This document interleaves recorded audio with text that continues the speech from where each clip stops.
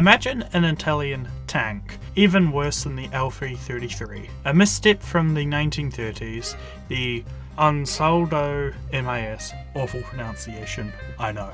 Hi, I'm Enigma, and today we're exploring the underachieving little Italian tank that could, the Ansaldo MIAS.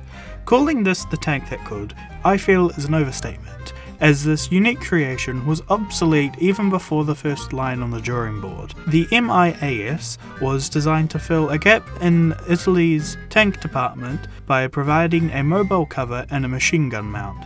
It was found during World War I that pure infantry charges against modern weapons were not as effective as believed. To counter this, the idea of a mobile gun shield to cover the infantry from light arms fire was created.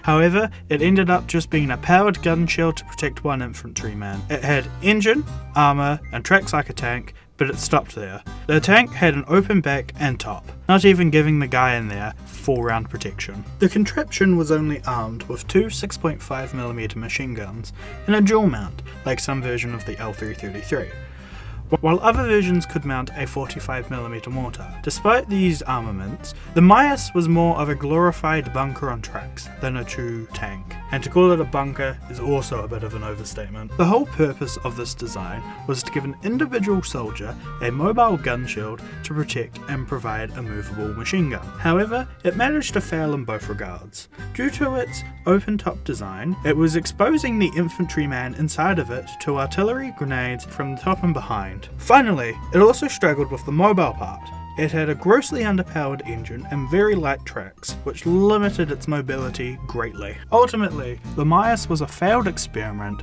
as most ideas birthed from the interwar period were. The MIAS wasn't the only bizarre tank from the interwar. It might just take the spot for the worst one. Thanks for joining me in this deep dive into an oddity of tank history.